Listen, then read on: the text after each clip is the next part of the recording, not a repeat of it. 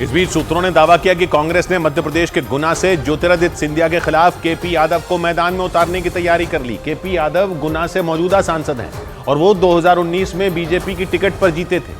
उन्होंने 2019 में देश के सबसे बड़े चुनावी उलटफेरों में एक को अंजाम दिया था और गुना में ज्योतिरादित्य सिंधिया को मात दे दी थी। लेकिन 2020 में सिंधिया के बीजेपी में आने के बाद सारा खेल बदल गया। बीजेपी की टिकट पर सिंधिया को मात देने वाले केपी यादव को इस बार पार्टी ने बैठा दिया और गुना से ज्योतिरादित्य सिंधिया को अपना उम्मीदवार बना दिया। मतलब वो प्रत्याशी जिसने पिछली बार सिंधिया को हराया, इस बार उसी का टिकट कट गया। 2019 में केपी यादव की इस जीत को ऐतिहासिक माना गया था क्योंकि उन्होंने आजादी के बाद से ही सिंधिया राजघराने की पुश्तैनी सीट मानी जाने वाली गुना लोकसभा सीट पर ज्योतिरादित्य सिंधिया को पटकनी दे दी थी। इस सीट पर बीजेपी ने 2 दशकों बाद परचम लहराया था, लेकिन इस सीट पर बीजेपी की जीत से ज्यादा चर्चा ज्योतिरादित्य सिंधिया की हार की थी। क्योंकि सिंधिया राजघराने के करीबी रहे केपी यादव ने बीजेपी को ऐसी जीत दिलाई जिसकी कोई कल्पना भी नहीं कर सकता था।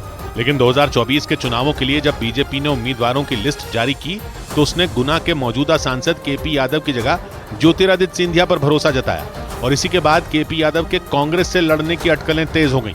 सूत्रों ने दावा किया कि कांग्रेस सिंधिया के बीजेपी में जाने के बाद गुना से उन्हें चित करने वाले केपी यादव पर ही दांव लगा सकती है, क्योंकि कांग्रेस को उम्मीद है कि केपी यादव 2019 जैसा करिश्मा दोहरा सकते हैं। ग्वालियर चंबल वो इलाका है जहां सिंधिया परिवार की तूती बोलती है। आजादी से पहले से ही ये इलाका सिंधिया खानदान का गढ़ माना जाता है और ये कहा जाता है कि इस इलाके में वही जीत का परचम लहरा सकता है जिसे सिंधिया परिवार का समर्थन हासिल हो। यानी ग्वालियर में सिंधिया परिवार की ऐसी धाक है जिसके आगे किसी की नहीं चलती और ऐसा कोई दशक 2 दशक से नहीं है, बल्कि तब से है जब से ग्वालियर सिंधिया के हाथों में आया। सिंधिया खानदान की नींव तो राणोजी सिंधिया ने रखी थी, लेकिन मध्य प्रदेश का ग्वालियर 1765 में सिंधिया राजघराने को महादजी सिंधिया के वक्त मिला। उन्हें जीत के बाद ग्वालियर सौंपा गया और वहीं से उन्होंने राज किया।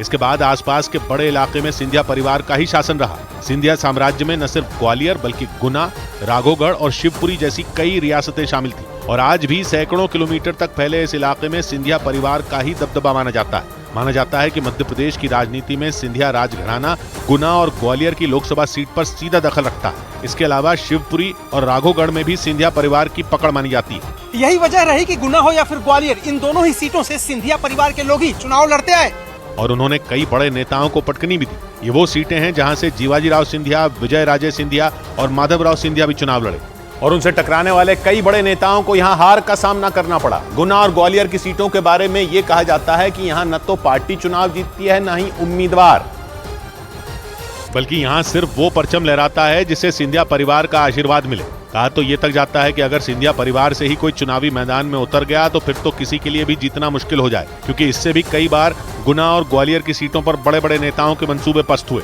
यहाँ तक कि सिंधिया परिवार के वर्चस्व के आगे बीजेपी के कद्दावर नेता अटल बिहारी वाजपेयी तक को हार का मुंह देखना पड़ गया था, क्योंकि 1984 में कांग्रेस ने ग्वालियर सीट अपने कब्जे में लेने के लिए अटल बिहारी वाजपेयी को आखिरी वक्त में फंसा दिया था और वहां राजीव गांधी ने ऐन वक्त पर ज्योतिरादित्य सिंधिया के पिता यानी माधवराव सिंधिया को अटल बिहारी वाजपेयी के खिलाफ खड़ा कर बीजेपी का खेल बिगाड़ दिया था, जिसका असर ये हुआ था कि जब 1984 के लोकसभा चुनाव के नतीजे आए थे तो बीजेपी के लिए मजबूत गढ़ मानी जाने वाली ग्वालियर लोकसभा सीट में भी अटल बिहारी वाजपेयी करीब 2.25 लाख वोट से हार गए थे। और ये बात एक बार फिर साबित हो गई थी कि ग्वालियर और गुना में सिर्फ और सिर्फ सिंधिया घराने का ही सिक्का चलेगा। हालांकि इस चुनाव में विजय राजे सिंधिया ने अटल बिहारी वाजपेयी के लिए चुनाव प्रचार किया था।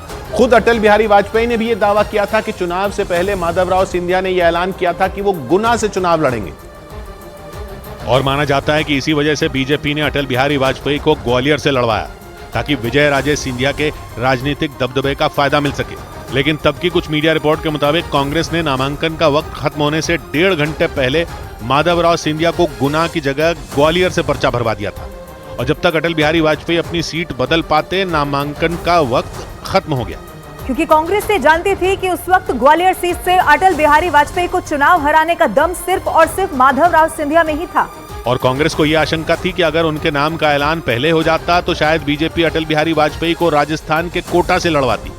लेकिन आखिरी वक्त पर माधवराव सिंधिया के नाम के ऐलान से वहां चुनाव पेचीदा हो गया।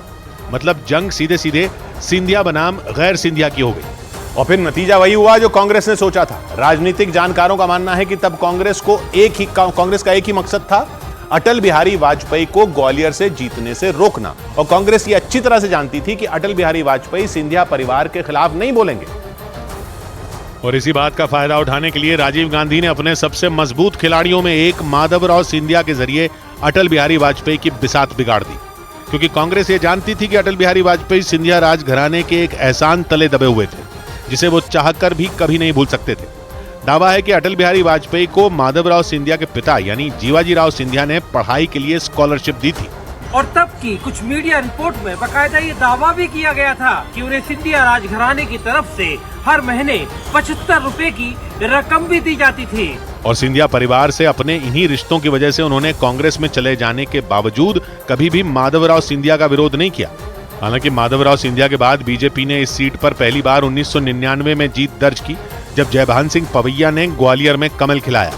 इसके बाद 2004 में कांग्रेस ने वापसी की, लेकिन 2007 में हुए उपचुनाव में बीजेपी ने यशोधरा राजे सिंधिया को टिकट देकर चुनाव को सिंधिया बनाम गैर सिंधिया कर दिया। और एक बार फिर नतीजा वही हुआ जो माधवराव सिंधिया के वक्त हुआ था। मतलब यशोधरा राजे सिंधिया ने ग्वालियर में जीत दर्ज कर ये सीट बीजेपी की झोली में डाल दी, और तब से अब तक हुए सभी चुनावों में वहां बीजेपी ने ही जीत का झंडा बुलंद किया।